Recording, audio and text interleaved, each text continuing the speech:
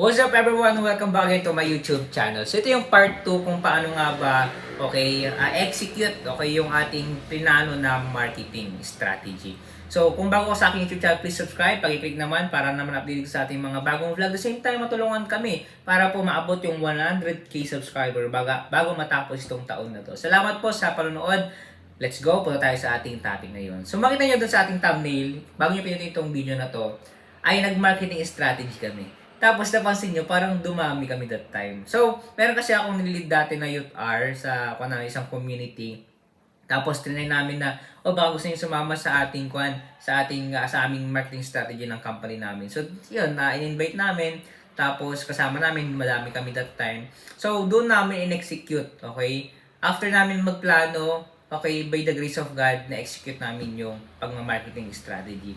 Okay, meron kaming dalang ballpen, may dala kaming mug, tapos may dala kaming, nakakon kami, meron kaming talagang sticker. Okay, sticker para sa mga stress wheel driver, sticker para po sa mga gustong ilagay sa cellphone. So, that's yung called branding. Kung gusto nyo pa napanood yung branding, check nyo lang po sa ating channel, yung ating mga video. Alright, so, after that, okay, pumunta na kami sa plaza, tapos talagang minarket namin, okay, nag-picture-picture kami. Tapos doon ko na confirm na will ng Panginoon. Kasi pinag-pray natin yung plano natin na mag-marketing strategy.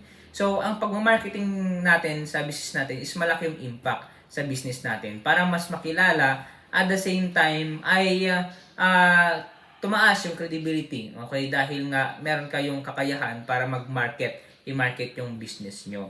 So, after that, kumbaga, dahil na-execute namin, okay, because of the power of the Lord. Kasi kung wala ang Panginoon talaga, hindi namin yun ma-execute kahit anong gawin namin. Kaya dapat 100% yung tiwala natin sa Panginoon para ma-execute natin yung binabalak natin na strategy.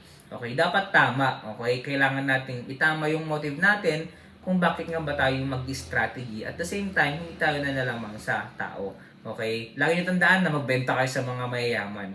Tapos, yung mga mahihirap, yung mga pangmasa na mambalak natin is bentahan sila, okay, tulungan na lang natin sila. Kasi yung mga mayaman ay mayaman na sila, okay, pinagpala na sila ng Panginoon. Kailangan tulungan is yung mga mahihirap. Kagaya natin, okay? So, dito muna tayo. Meron pala akong ginawang libro para sa inyo. Okay, itong libro na to ay para po sa mga magsimulang negosyo, mga may problema sa negosyo. At the same time ay yung mga may mga gustong magbasa-basa. Okay, so negosyo reality para po ito sa inyo. May kamahalan nga lang pero dito nyo malaman kung bakit nga ba mahal itong libro na to.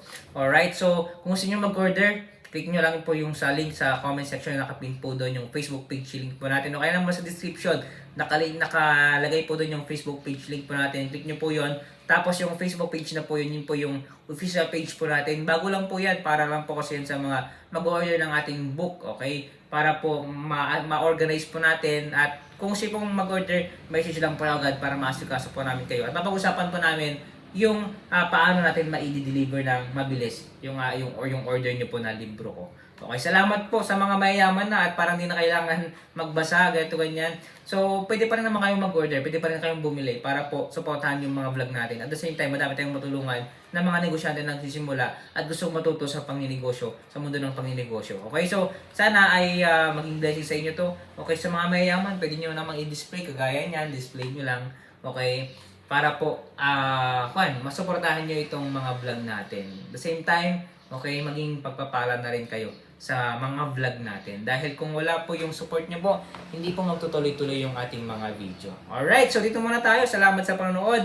Ingat-ingat po kayo lahat. And pexit yung ating mga vlog. Kaya abangan nyo po. See you on my next vlog. Bye-bye. God bless.